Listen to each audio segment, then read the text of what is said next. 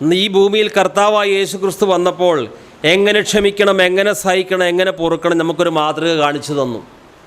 അവൻ നമുക്ക് വേണ്ടി സഹിച്ചു. അതുകൊണ്ട് നാം അവിടുത്തെ കാൽപ്പാടുകൾ പിന്തുടരണം.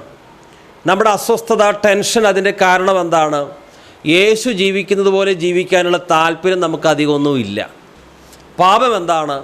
ഒരു പ്രത്യേക സാഹചര്യം വരുമ്പോൾ യേശുവായിരുന്നെങ്കിൽ ഈ സമയത്ത് എങ്ങനെ പ്രതികരിക്കും? നമ്മളത് ചിന്തിക്കാറുണ്ടോ? നമ്മുടെ വസ്തുക്കൾ മറ്റുള്ളവർ എടുത്തുകൊണ്ടുപോയി ആ സമയത്ത് നാം എങ്ങനെ പ്രതികരിക്കും? അനുദിന ജീവിതത്തിൽ ഉണ്ടാകുന്ന പല കാര്യങ്ങളിലും യേശുവായിരുന്നെങ്കിൽ എങ്ങനെ? നമ്മെ നിന്ദിക്കുന്നു, നാം ചെയ്യാത്ത കാര്യങ്ങൾ ചെയ്തുവെന്ന് അനേകർ കുറ്റം ആരോപിക്കുന്നു. അപ്പോൾ നമ്മുടെ പ്രതികരണം എന്താണ്? യേശു ക്രിസ്തു ചെയ്യാത്ത കാര്യം ചെയ്തു എന്ന് പറഞ്ഞ് അനേകർ കുറ്റം ആരോപിച്ചപ്പോൾ യേശു ക്രിസ്തു പൊട്ടിത്തെറിച്ചില്ല. രോമം കത്രിക്കുന്നവരുടെ മുമ്പാകെ മിണ്ടാതെ നിൽക്കുന്ന കുഞ്ഞാടിനെ പോലെ നിന്നു. അങ്ങനെ നമുക്ക് കഴിയുന്നുണ്ടോ? നമ്മുടെ വീട്ടിൽ എന്തെങ്കിലും ഒരു പ്രശ്നം വന്നോ, ആരെങ്കിലും ദേഷ്യപ്പെടുന്നോ അപ്പം നമ്മുടെ പ്രതികരണം എന്താണ്? നമ്മുടെ വസ്തുക്കൾ എടുത്തുകൊണ്ട് പോകുന്ന നമ്മുടെ പ്രതികരണം എന്താണ്?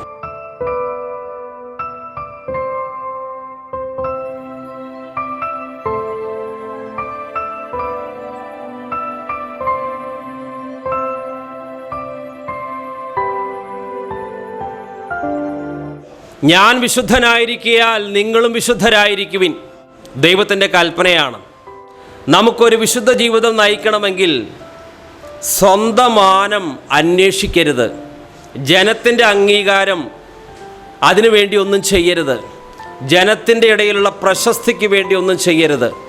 നമ്മോട് പറഞ്ഞിരിക്കുന്നത് തിന്നാലും കുടിച്ചാലും എന്തു ചെയ്താലും എല്ലാം ദൈവത്തിൻ്റെ മഹത്വത്തിനായി ചെയ്യണം. കർത്താവായ യേശു ക്രിസ്തു ഈ ഭൂമിയിൽ മനുഷ്യനായി വന്നപ്പോൾ ജനത്തിൻ്റെ ഇടയിൽ മാനം അന്വേഷിച്ചില്ല. കർത്താവായ യേശു ക്രിസ്തു എപ്പോഴും പിതാവിനെ മഹത്വപ്പെടുത്തുക, ആ കാര്യത്തിൽ മാത്രം ശ്രദ്ധയർപ്പിച്ചു.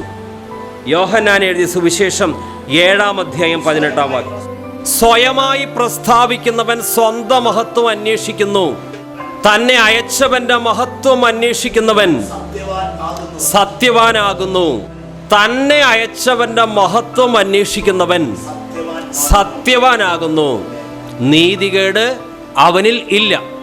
സ്വന്തം പ്രശസ്തി, സ്വന്തം ബഹുമാനം, ജനത്തിൻ്റെ അംഗീകാരം അന്വേഷിക്കുന്ന ഒരു വ്യക്തിയിൽ നീതികേട് ഉണ്ടാകും.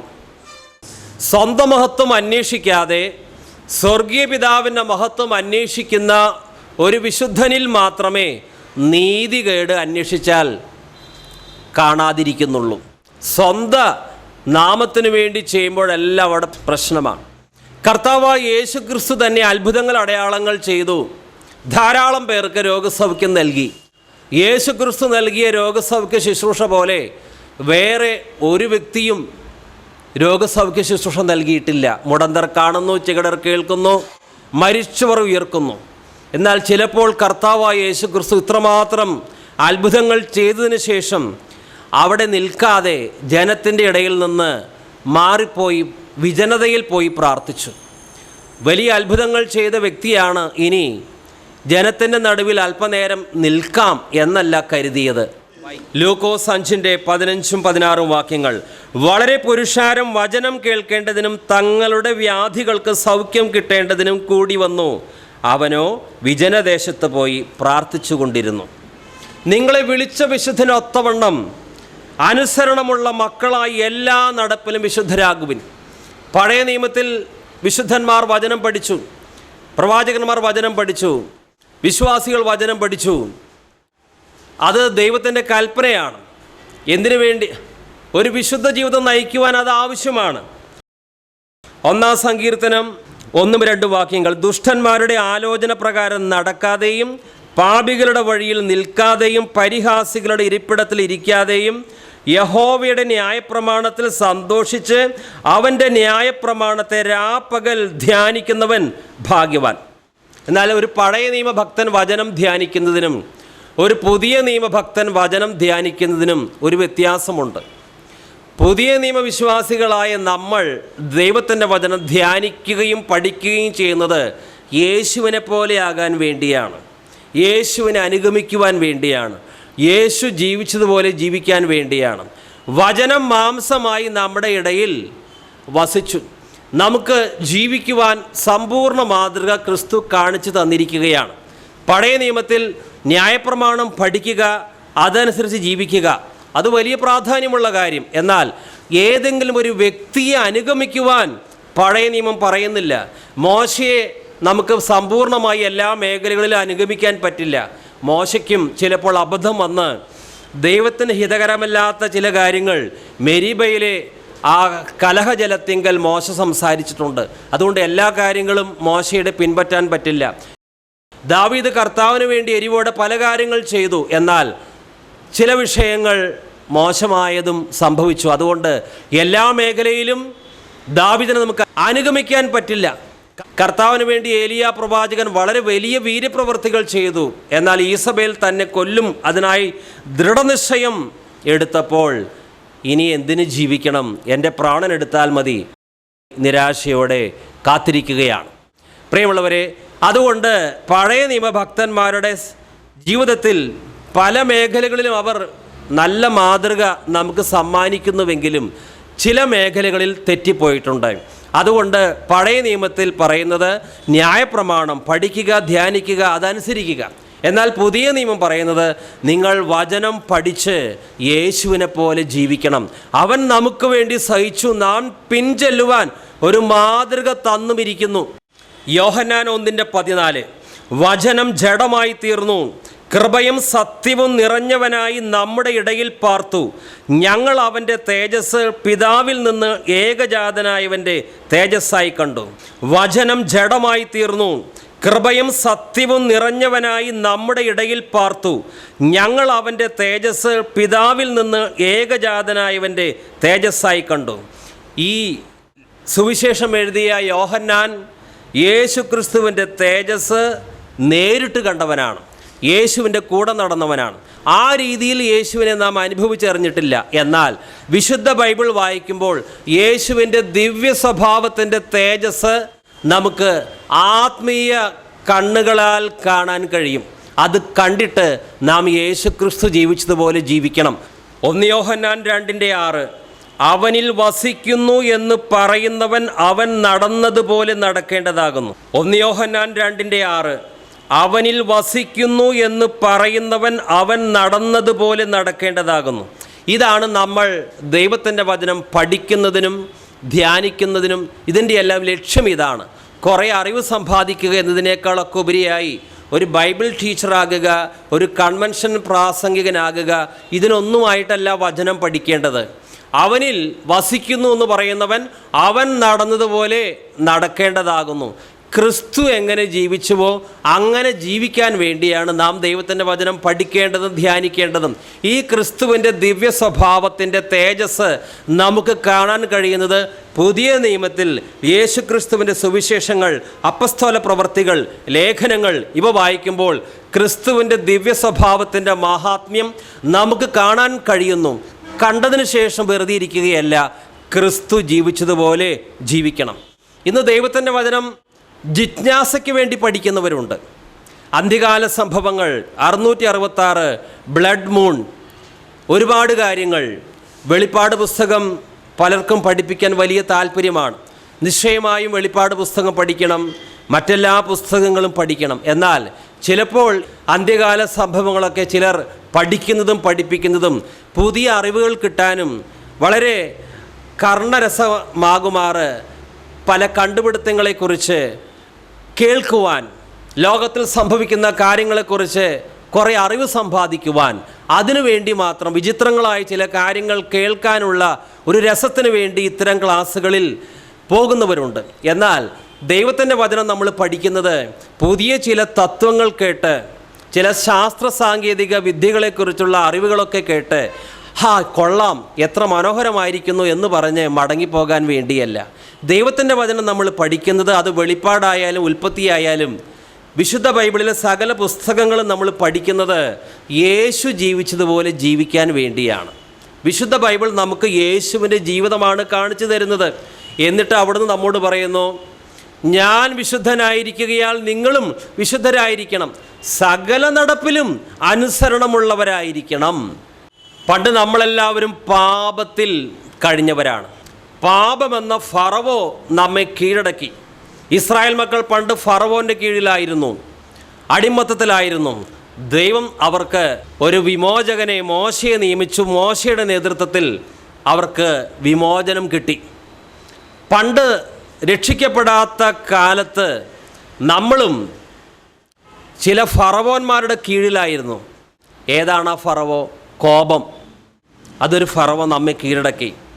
സ്വാർത്ഥത, സ്വയകേന്ദ്രീകൃത ജീവിതം, കപടഭക്തി, ദുരാസക്തികൾ, ലജ്ജാകരമായ പാപങ്ങൾ, ഇങ്ങനെ പല രീതിയിലുള്ള ഫറവോമാർ നമ്മെ കീഴടക്കി. എന്നാൽ ക്രിസ്തു നമുക്ക് വിമോചനം തന്നു. പുത്രൻ നിങ്ങൾക്ക് സ്വാതന്ത്ര്യം തന്നാൽ നിങ്ങൾ സാക്ഷാൽ സ്വതന്ത്രരാണ്. ഞാൻ ക്രിസ്തുവിനാൽ സ്വതന്ത്രനായി എന്ന് പറഞ്ഞാൽ എന്താണ് അതിൻ്റെ അർത്ഥം? ക്രിസ്തു വ്യക്തമായി പറഞ്ഞിട്ടുണ്ട്, പാപം ചെയ്യുന്നവൻ പാപത്തിൻ്റെ ദാസനാണ്, അടിമയാണ്.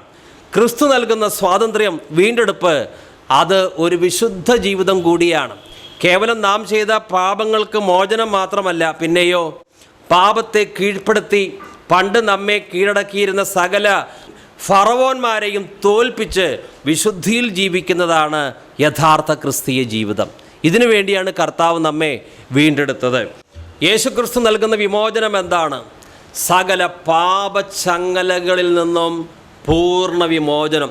ഇസ്രായേൽ മക്കൾക്ക് കർത്താവ് ഫറവോൻ്റെ കീഴിൽ നിന്ന് സമ്പൂർണ്ണ വിമോചനം കൊടുത്തതുപോലെ ദ്രവ്യാഗ്രഹത്തിൽ നിന്ന്, ജഡികാസക്തികളിൽ നിന്ന്, കപടഭക്തിയിൽ നിന്ന് പൂർണ്ണ വിമോചനം യേശു എന്ന രക്ഷിതാവ് നമുക്ക് തരുന്നു.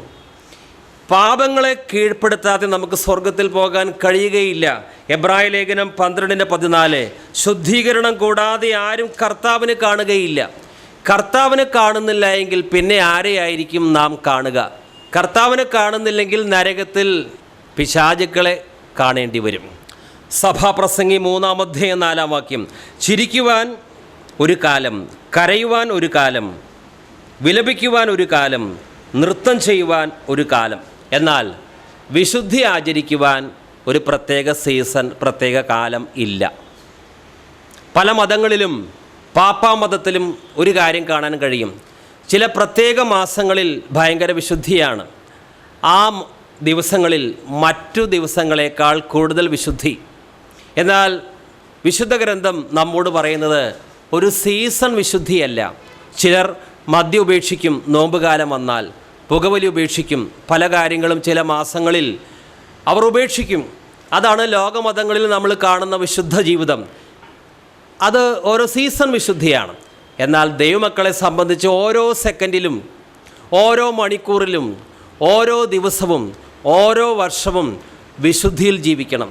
വിശുദ്ധി കൂടാത്ത ഒരു കാലഘട്ടവും നമ്മുടെ ജീവിതത്തിൽ ഉണ്ടാകാൻ പാടില്ല. ദൈവത്തിൻ്റെ ഇഷ്ടമോ നിങ്ങളുടെ ശുദ്ധീകരണം തന്നെ. ശുദ്ധീകരണം കൂടാതെ ആരും ദൈവത്തെ കാണുകയില്ല.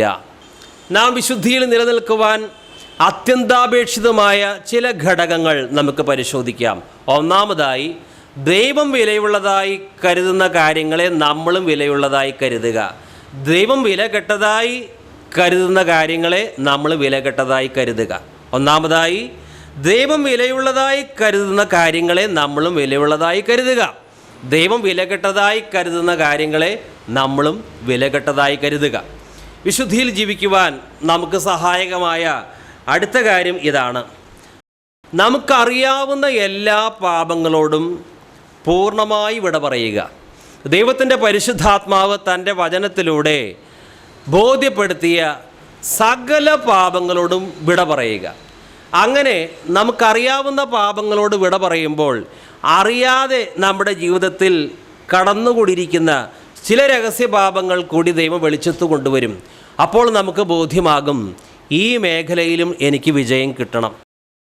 ഐസ് വെള്ളത്തിൽ പൊങ്ങിക്കിടക്കുമ്പോൾ 1/3 അടിയിലാണ്. അല്പം ഭാഗം മാത്രമാണ് മുകൾ പരപ്പിൽ കാണുന്നത്. മുകൾ പരപ്പിൽ പൊന്തി നിൽക്കുന്ന ഭാഗം വെട്ടി നീക്കുകയാണെങ്കിൽ താഴെയുള്ളതിൻ്റെ 1/3 പൊന്തി വരും. അങ്ങനെ ആ ഭാഗവും വെട്ടിക്കളഞ്ഞാൽ താഴെയുള്ളതിൻ്റെ 1/3 പൊന്തി വരും.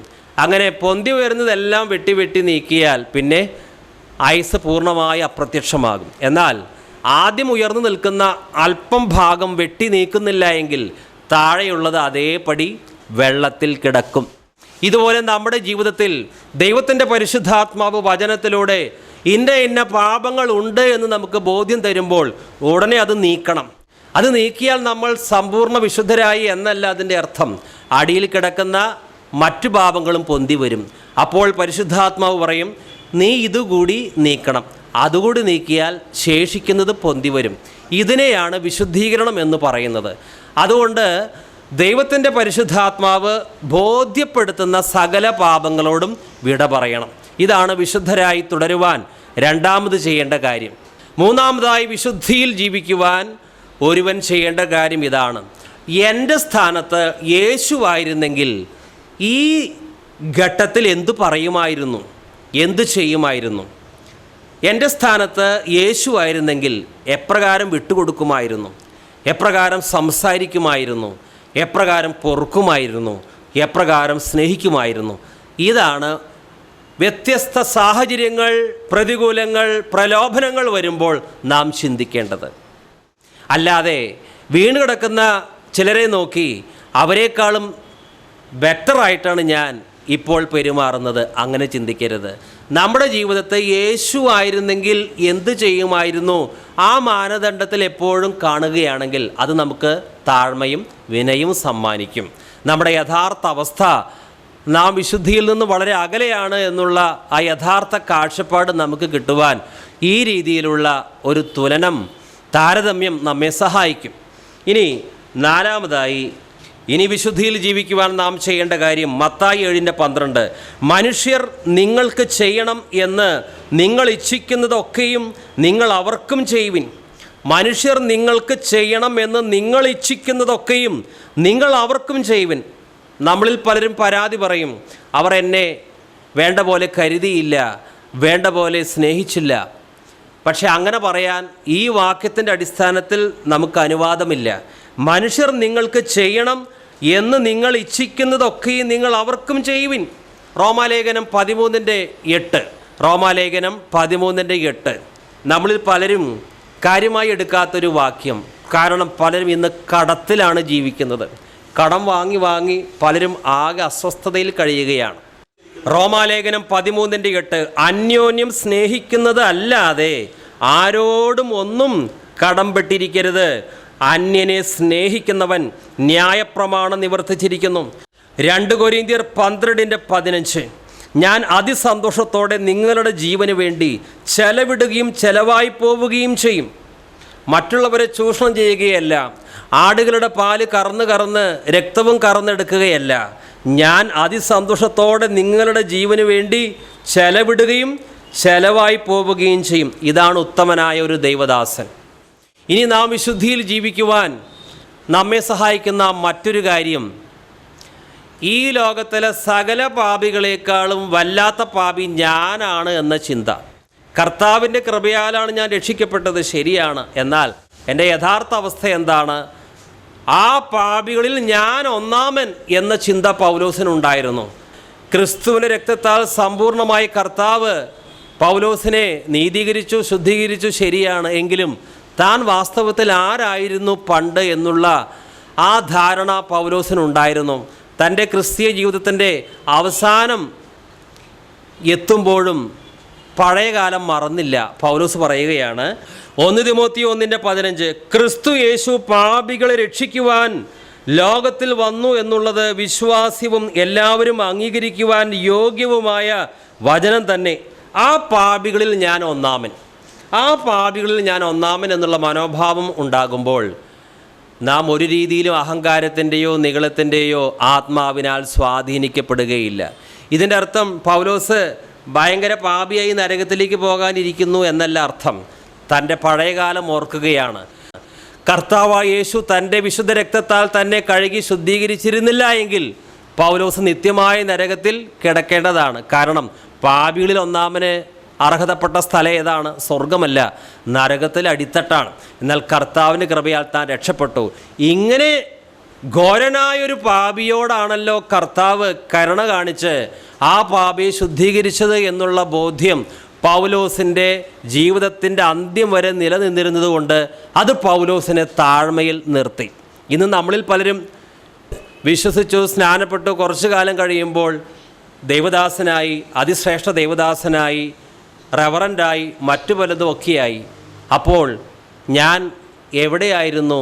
എൻ്റെ സ്ഥിതി എന്തായിരുന്നു? ദൈവം എന്നോട് കാണിച്ച കരുണ എന്താണ്? ഇതൊക്കെ മറന്നുപോയി. കാരണം ചില പദവികൾ അലങ്കരിക്കുന്ന ഒരു പ്രത്യേക ആത്മാവിനാൽ ചിലർ പിടിക്കപ്പെടുകയാണ്. അപ്പോൾ താഴ്മ നഷ്ടപ്പെടുകയാണ്. നിഗളത്തിൻ്റെ ദുരാത്മാവ് വ്യാപരിക്കുകയാണ്. ഫിലിപ്പിയ ലേഖനം 2:3 ശാഠ്യത്താലോ ദുരഭിമാനത്താലോ ഒന്നും ചെയ്യാതെ താഴ്മയോടെ ഓരോരുത്തൻ മറ്റുള്ളവനെ തന്നെക്കാൾ ശ്രേഷ്ഠനെന്ന് എണ്ണിക്കൊള്ളുവിൻ. ഇങ്ങനെയൊരു ജീവിതം നമുക്ക് ഉണ്ടെങ്കിൽ, വഴിയിൽ കിടക്കുന്ന ഒരു യാചകനാണെങ്കിലും അവൻ എന്നേക്കാളും ശ്രേഷ്ഠനാണ് എന്നുള്ളൊരു ചിന്ത നമുക്കുണ്ടെങ്കിൽ നാം എപ്പോഴും എളിമയിൽ തന്നെ നിൽക്കും. ആരോടും അപമര്യാദയായി അഹങ്കാരത്തോടെ നാം സംസാരിക്കുകയില്ല. നിന്നെയൊക്കെ എന്തിനു കൊള്ളാം എന്ന് നാം ഒരിക്കലും പറയുകയില്ല. കൊളോസ്യ ലേഖനം 3:23-24 വാക്യങ്ങൾ, നിങ്ങൾ ചെയ്യുന്നതൊക്കെയും മനുഷ്യർക്കെന്നല്ല കർത്താവിന് എന്ന പോലെ മനസ്സോടെ ചെയ്യുവിൻ. അവകാശം എന്ന പ്രതിഫലം കർത്താവ് തരും എന്നറിഞ്ഞ് കർത്താവായ ക്രിസ്തുവിനെ സേവിക്കുവിൻ. ഇന്ന് പലരും ജോലിസ്ഥലത്ത് അസ്വസ്ഥരാവുകയാണ്. ഞാൻ കഠിനമായി അധ്വാനിച്ചു, എന്നാൽ എൻ്റെ ബോസ് എനിക്ക് വേണ്ട ശമ്പളം തരുന്നില്ല. ഞാൻ പണിയെടുക്കുന്നതിന് ന്യായമായ കൂലി ഇവരാരും തരുന്നില്ല എന്നോർത്ത് തൊഴിലാളികളിൽ പലരും അസ്വസ്ഥരാണ്. അങ്ങനെയാണ് ഇൻക്ലാബ് വിളിയെല്ലാം ഉണ്ടാകുന്നത്. എന്നാൽ ഒരു ദൈവ പൈതലിനെ സംബന്ധിച്ച്, വീണ്ടും ജനനം പ്രാപിച്ച ഒരു ക്രിസ്ത്യാനിയെ സംബന്ധിച്ച്, അവനൊരു സ്ഥാപനത്തിൽ ജോലി ചെയ്യുമ്പോൾ ഓർക്കേണ്ടത് ഞാൻ ഇവിടുത്തെ യജമാനനെ സേവിക്കുന്നു എന്നുള്ള ബോധ്യമല്ല, പിന്നെയോ ഞാൻ ഈ ജോലി ചെയ്യുന്നത് എൻ്റെ കർത്താവിന് എന്ന വണ്ണമാണ്. ഇവിടെ എനിക്ക് ഈ യജമാനൻ ന്യായമായ കൂലി തരുന്നുണ്ടായിരിക്കേയില്ല, എന്നെ ചൂഷണം ചെയ്യുന്നുണ്ടാകും, പക്ഷേ ഞാൻ അസ്വസ്ഥനാവുകയില്ല. ഞാൻ ഇദ്ദേഹത്തെയല്ല സേവിക്കുന്നത്, ഇദ്ദേഹത്തിന് വേണ്ടിയല്ല പണിയെടുക്കുന്നത്. എൻ്റെ യഥാർത്ഥ യജമാനൻ കർത്താവായ യേശു ക്രിസ്തുവാണ്. അതുകൊണ്ട് ആ കർത്താവായ യേശു ക്രിസ്തു എന്ന യജമാനന് വേണ്ടിയാണ് ഞാൻ ജോലി ചെയ്യുന്നത്. അപ്പോൾ ഇവിടുത്തെ ഈ യജമാനൻ എനിക്ക് ന്യായമായ കൂലി തന്നില്ല എങ്കിലും എൻ്റെ യഥാർത്ഥ യജമാനനായ യേശു ക്രിസ്തു എനിക്ക് ന്യായമായ അവകാശം തരും. അതാണ് ഒരു വിശ്വാസി ചിന്തിക്കേണ്ടത്. കൊളോസ്യർ 3:23-24 ഒന്നുകൂടി വായിക്കുന്നു. നിങ്ങൾ ചെയ്യുന്നതൊക്കെയും മനുഷ്യർക്കെന്നല്ല കർത്താവിന് എന്ന പോലെ മനസ്സോടെ ചെയ്യുവിൻ. പലരും അസ്വസ്ഥരാകുന്നത് അവർ ചെയ്യുന്നത് മനുഷ്യർക്കെന്ന വണ്ണമാണ്. ഞാൻ ഇന്ന വ്യക്തിയെ, അദ്ദേഹത്തെ, അല്ലെങ്കിൽ ആ സ്ഥാപനത്തിൽ ഞാൻ ജോലി ചെയ്യുന്നു, അവർ എന്നോട് അന്യായമായി പെരുമാറുന്നു. അങ്ങനെ ചിന്തിക്കുമ്പോൾ നമുക്ക് അസ്വസ്ഥതയാണ്. തിരുവചനം പറയുന്നു, അവകാശം എന്ന പ്രതിഫലം കർത്താവ് തരും എന്നറിഞ്ഞ് കർത്താവായ ക്രിസ്തുവിനെ സേവിക്കുവിൻ. കർത്താവായ ക്രിസ്തുവിനെ സേവിക്കുവിൻ. അതുകൊണ്ട് അധ്യാപക ജോലിയായാലും ബാങ്കിലെ ക്ലർക്കായാലും, ഇനി കഠിനമായി വെയിലത്ത് പണി ചെയ്യുന്നൊരു വിശ്വാസിയാണെങ്കിലും, ഇവർക്കെല്ലാം വ്യത്യസ്തമായ യജമാനന്മാരാണ് ഉള്ളത്. പക്ഷേ അവർ ചിന്തിക്കേണ്ടത് എന്താണ്? എൻ്റെ യഥാർത്ഥ യജമാനൻ ഈ ഭൂമിയിൽ എൻ്റെ കണ്ണുകൊണ്ട് കാണുന്ന ഈ ബോസുമാരല്ല, പിന്നെയോ കർത്താവായ യേശു ക്രിസ്തുവാണ്. അതുകൊണ്ട് ഈ ഭൂമിയിലെ എൻ്റെ ഈ മേലാളന്മാർ എനിക്ക് ന്യായമായി കൂലി തന്നില്ല എങ്കിലും ഞാൻ അസ്വസ്ഥനാവുകയില്ല. എൻ്റെ യഥാർത്ഥ യജമാനനായ യേശു ക്രിസ്തു അവകാശം എന്ന പ്രതിഫലം തരും. അങ്ങനെയായാൽ ഒരു പിറുവിറുപ്പും കൂടാതെ ഏത് സ്ഥാപനത്തിലും ജോലി ചെയ്യാൻ കഴിയും. ദാനിയേൽ അപ്രകാരമായിരുന്നു. ദാനിയേൽ വിശ്വസ്തനാണ്, ദൈവഭക്തനാണ്. അതുകൊണ്ട് അവൻ ജോലി ചെയ്യുമ്പോൾ വളരെ സത്യസന്ധതയോടെ, നുണയില്ല, യാതൊരു തട്ടിപ്പുമില്ല.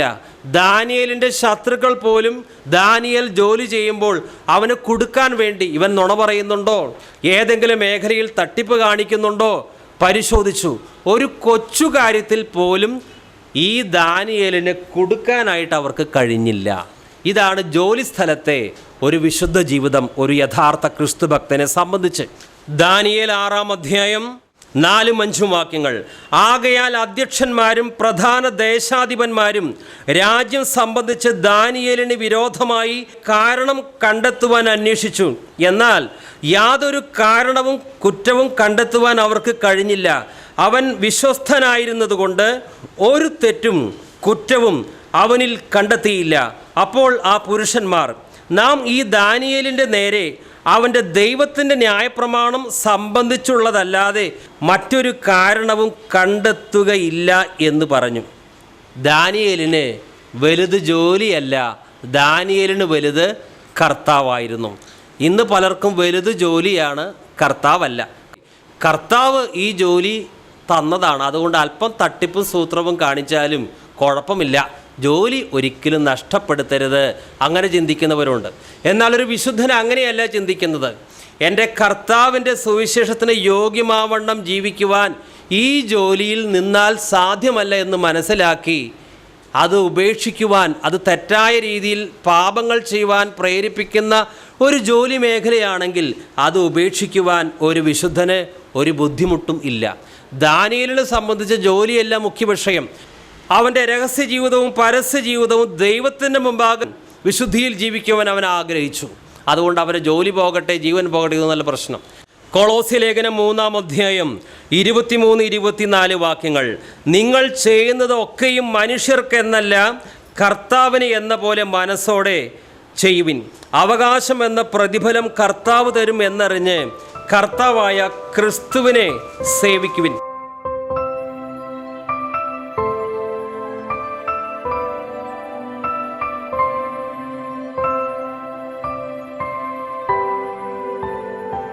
കർത്താവിൻ്റെ ദാസനാണ് നാം. നമ്മൾ കോളേജിലെ ലെക്ചറർ ആയിരിക്കാം, ഒരു വലിയ സ്ഥാപനത്തിലെ കാര്യങ്ങളെല്ലാം നടത്തി ചെയ്യുന്ന ഒരു മാനേജറായിരിക്കാം, അല്ലെങ്കിൽ തൂപ്പുവേലക്കാരനായിരിക്കാം. നാം പ്രാഥമികമായും ക്രിസ്തുവിൻ്റെ ദാസന്മാരാണ്. നമ്മുടെ യഥാർത്ഥ യജമാനൻ ബോസ് കർത്താവാണ്. പിന്നെ ഉപജീവനത്തിന് വേണ്ടി ഇവിടെ ചില തൊഴിലുകൾ ചെയ്യുന്നു മാത്രമേ ഉള്ളൂ. എന്നാൽ നാം ഉപജീവനത്തിന് വേണ്ടി തിരഞ്ഞെടുക്കുന്ന തൊഴിലിൽ നുണ പറയുവാൻ സാധ്യതയുണ്ടെങ്കിൽ, നുണ പറയാതെ ഈ ജോലി ചെയ്യാനായിട്ട് കഴിയില്ല എങ്കിൽ ആ ജോലി ഉപേക്ഷിക്കും. അതെങ്ങനെ ഉപേക്ഷിക്കും? അത് ഉപേക്ഷിക്കാൻ കഴിയണമെങ്കിൽ നാം വാസ്തവമായിട്ടും കർത്താവിൻ്റെ വേലക്കാരായി മാറണം. എൻ്റെ യഥാർത്ഥ യജമാനൻ യേശു ക്രിസ്തുവാണ് എന്നുള്ള ബോധ്യം കിട്ടുമ്പോൾ നാം പിന്നെ ജോലിയിലെ ലാഭമൊന്നും നോക്കുക ഒരു വിഷയമല്ല. എൻ്റെ യഥാർത്ഥ യജമാനൻ യേശുവാണ്, അവിടത്തേക്ക് ഇഷ്ടമില്ലാത്ത ഒരു കാര്യവും ചെയ്യുകയില്ല. എൻ്റെ കർത്താവിന് ഇഷ്ടമില്ലാത്ത പല കാര്യങ്ങൾ ഈ ജോലിയിൽ നിലനിൽക്കുകയാണെങ്കിൽ എനിക്ക് ചെയ്യേണ്ടി വരും, അതുകൊണ്ട് ഈ ജോലി എനിക്ക് വേണ്ട. ഇതാണ് യഥാർത്ഥ വിശുദ്ധൻ്റെ മനോഭാവം. മാലിന്യപ്പെട്ടിടാതോടിടുക, മണവാളൻ വരവേറ്റമടുത്തുപോയി. അടുത്തതായി ഒരു വിശുദ്ധ ജീവിതം നമുക്ക് നയിക്കണമെങ്കിൽ, ഞാൻ ഈ ഭൂമിയിൽ അന്യനും പരദേശിയുമാണ്, ഇതെൻ്റെ സ്വന്തം വാസസ്ഥലമല്ല, സ്വർഗമാണ് എൻ്റെ യഥാർത്ഥ പാർപ്പിടം. അതുകൊണ്ട് ഈ ഭൂമിയിൽ ഞാൻ നിക്ഷേപം സ്വരൂപിക്കുകയില്ല, സ്വർഗത്തിലായിരിക്കും ഞാൻ എൻ്റെ നിക്ഷേപം സ്വരൂപിക്കുക. കാരണം ഇതെൻ്റെ സ്വന്തം ദേശമല്ല ഈ ഭൂമി. ഈ കാഴ്ചപ്പാടുള്ളവർക്ക് മാത്രമേ പണക്കൊതിയിൽ നിന്നും സ്ഥാനമാനങ്ങളിൽ നിന്നും രക്ഷപ്പെട്ട് ദൈവത്തിന് പ്രസാദകരമായി ഒരു വിശുദ്ധ ജീവിതം നയിക്കാൻ കഴിയൂ. കൊളോസ്യർ 3:1. ആകയാൽ നിങ്ങൾ ക്രിസ്തുവിനോട് കൂടെ ഉയർത്തെഴുന്നേറ്റിരിക്കുന്നുവെങ്കിൽ ക്രിസ്തു ദൈവത്തിൻ്റെ വലത്തുഭാഗത്തിരിക്കുന്നിടമായ ഉയരത്തിലുള്ളത് അന്വേഷിപ്പിൻ. ആകയാൽ നിങ്ങൾ ക്രിസ്തുവിനോട് കൂടെ ഉയർത്തെഴുന്നേറ്റിരിക്കുന്നുവെങ്കിൽ ക്രിസ്തു ദൈവത്തിൻ്റെ വലത്തുഭാഗത്ത് ഇരിക്കുന്നിടമായ ഉയരത്തിലുള്ളത് അന്വേഷിപ്പിൻ. മത്തായിയുടെ സുവിശേഷം 6-ാം അധ്യായം 19-21 വരെയുള്ള വാക്യങ്ങൾ.